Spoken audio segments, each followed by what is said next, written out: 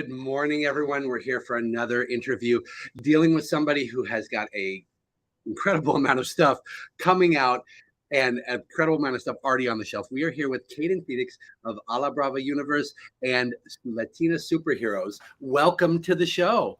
Hi, thank you so much for having me, Ben. Yes, of course. Now, this is great to have you on here because I have the books in the shop. We saw you online on Instagram. We were interested in what you had to offer. And then when I went to check out the website, I was impressed to see that it wasn't just like a comic or two. You already had like 6 trades out and more coming. Why don't you tell us just a little bit about the universe and about what you're doing? Yeah, absolutely. So I'm the writer creator, like you're saying. It's all Latina superheroes, and they all exist within one universe. So it's the first Latina superhero team in comic book history, which is really cool and surprising even to me. I didn't know that. A comic book historian told me. I was just like, great. That's, it's bittersweet. I wish we had a million Latino superhero teams, but whatever. At least we started, and it's done by an all Latina artist team as well. So I'm very fortunate that I have a really strong team behind me. Now that is fantastic. So what prompted you to do this? Just honestly, everyone says their representation, and it's true. It's representation. I wanted to see a Latina superhero on the big screen because I come from screenwriting, independent, but screenwriting. And that was my first thought. Is like, okay, I can write any script I want, right? Because no one's paying me. I can do whatever I want. What do I want to see on the big screen and pretend that I sell it? And like my first thought was Latina superhero. I was like, great, I can do that, right? That's easy. And so I was just like, okay, if I create 5 Latino superheroes, I increase my chances that one of those 5 will be on the big screen. And that was my thought process. And I was like, okay, if you're in a 5, they're obviously in it, they're a team itself, and just kind of kept compounding from there. And so now I have my own universe. Okay, and nice. And what is interesting about that is you said you were creating 5, and each one of them has their own graphic novel. And then there's one final graphic novel with everybody that comes together. Absolutely. Yeah, I follow Marvel. Marvel's done it. I'm a DC person, but Marvel does it correctly. So I do follow Marvel in regards to like their output, and like they did origin stories left and right. You started with, Iron Man, Hulk, and they kept going like, and then here's the Avengers. They did that also on TV with the Defenders, right? With Jessica Jones and Luke Cage and all, like they did the exact same setup. And I was like, that's smart. It works. Here's an intro, and here's the team version of it. So I did that just with mine, of course, but my version of it. And yeah, and I think it's funny that you said you were a DC fan, but you acknowledged they're doing it wrong, unfortunately. I'm very sad about it still, even with this whole new thing. But yes, absolutely. That's great. Well, why don't we take a peek at some of the characters and have you tell us just a little bit about each of them so people know what they're getting into? Absolutely. So that's A La Brava. That's the team up one. So they all come together as a team. They're all different heritages, my superheroes, so that's important because the Latina diaspora is very, we're huge. We're all the Western Hemisphere minus Canada, right? And so like one of them's Ruca, my Stile Chicana, another one's Santa, my Texan girl, Dominican, my Mexican girl, and Puerto Rican Cuban girl. But here on this book, A La Brava, they come together because female politicians are getting killed off one by one. So they get banded together to find out who the killer is before it goes up the ranks to the president. Nice. And do we have the pictures of the individual comics so we can see the characters? Yeah. So Bandita is my Dominican from New York. She's my gunslinger. As you can see, she has a bullet bounce so she can ricochet bullets off walls. She ends up infiltrating a Broadway theater group and taking them down. Okay. Next one is Jalisco. She's the first one I started with, actually, was Jalisco. She's my dancer de Mexico. She dances ballet folklorico, which is that big old dress like that. This one, she has blades on the end of her dress, so that's her powers. Not a power, but that's her skill. She ends up taking on the femicide in Mexico with the help of the Adelitas, which are the Mexican revolutionary soldiers. Sweet. Yeah, and then the last one on the set is Loquita. She's my Puerto Rican Cuban from Miami. She's my supernatural teen detective. So she fights like demons and ghosts and goblins and ghouls, and she has a big cat, a big black scaredy cat, just like she is. She ends up befriending a ghost, and they end up fighting Vika, which is the main big bad demon of the school. I like that one. And well, let's finish this first, and I'll talk. Okay, and then this one on the far left is Mashika. She's my Aztec princess, so she's part of my princess series that just released. So I'm gonna skip her for right now, but and I'll go back right now. Ruca is my Stile Chicana. That's where I'm from. I grew up, everyone says that I'm a chola, and I'm like the furthest from a chola, as you can tell. But because I got that stereotype, and they're like, oh, like they said it as an insult. And like, cholas and cholas are cool. They've always been really cool to me, like, so I was just like, here's a chola that's a superhero, right? From East LA, because you think it's such a negative thing, and it's not. So she's that one. She has instant karma, meaning whatever you give her, she can throw back to you through magic. She ends up saving the kids that are being stolen in the neighborhood. She tracks them down in Barrio Logan, which is also like another, East LA kind of deal. Thank you. And then the last one of the set of the superheroes is Santa. She's my Boyertown girl, my Tejana, my Texan girl. She has, I'm sorry, divine strength and deja vu. She takes on a corrupt politician running for mayor called Ice. It's a temple of luchadores, right? Because Texans like to fight. So I made them all luchadores. And then we're going back to the first one of the princess series, which we haven't got to yet, but that's Mexica. She's my Aztec princess.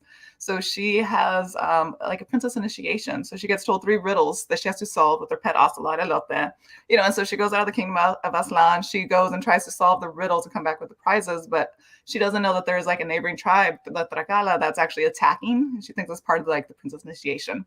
So it's very like Home Alone, like cute adventure kind of thing. But definitely younger audiences. You can see also by the art as well.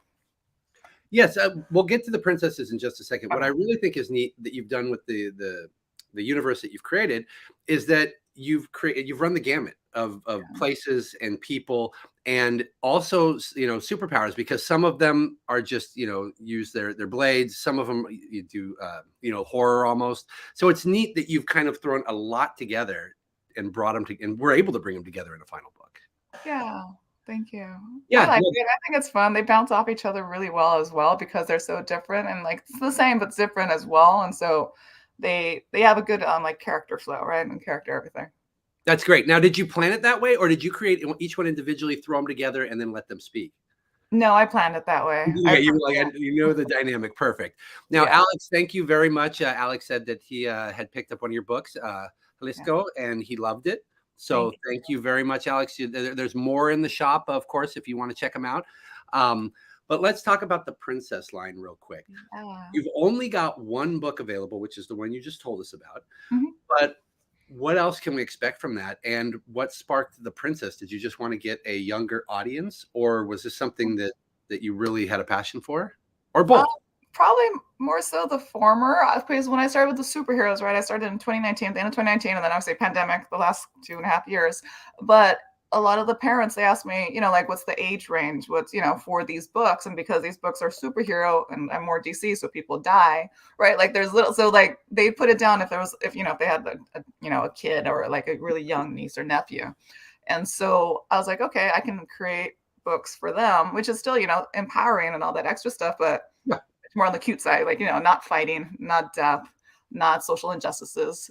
And so that was the reason. It was just because so many parents were like, okay, maybe in a few years or maybe in X amount, So I, pivoted, which is fine. And I started doing princesses. I also grew up with the Disney princesses. So it wasn't that hard of a stretch for me to think of it.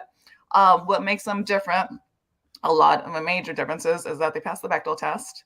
They're not saved by a prince. They don't need to save a prince. There's no prince in it, because it's their story. It's not the princess story, and that's one. And then 2, that's Native and Latina princesses, only because we always see very white looking princesses, like very light skinned princesses.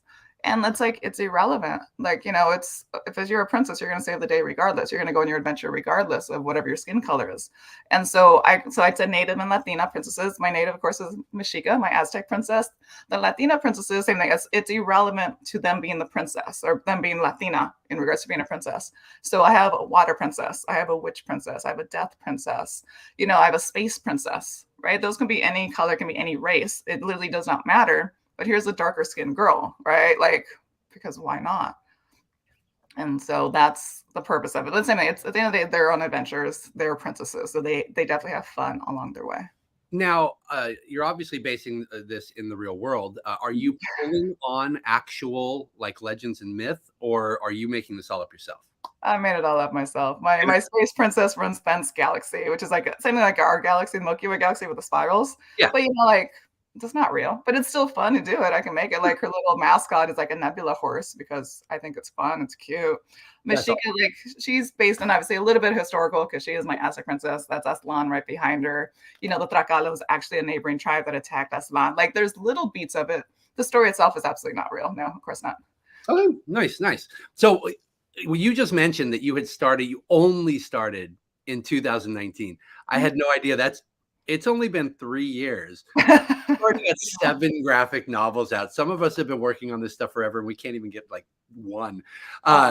That's absolutely impressive. What's the key? Like you said, this isn't your full-time job, but what's the key? The key is to get a great crew around you. Like I'm just the writer creator. I have amazing, amazing artists. I started just with one with Jalisco and I tested it and it did great. Like when it first came out, I say pandemic, so we ramped it up a little bit. We did 2, 3 running at the same time, and now I have 5 books going at the same time. And so it's just systems, right? Everything's just a system. It's the same process over and over. Just now I have like 20 people working for me as opposed to 4 people working for me, right? Because it's just a system over and over. So that's, I don't know if that's the key, but That sounds like a good start because you can't do it all yourself. So that's absolutely wonderful. Are these just people that you knew or people that you found? I definitely found them. I went on Instagram. There's hashtags women who draw, women who illustrate. So I started going through there. That's what I first started with. And I went through and I screenshot and I saved, you go through their DeviantArts and the portfolios and the Tumblrs and literally anything that they have their site on. And then you see, I got my tone board. I figured out my style that I like because those are very particular styles, right? They're very anime mixed with Disney. And so I found other people that can draw in that sense as well. And same thing with colors. I learned the color palettes as well because I was looking also for a colorist and inker.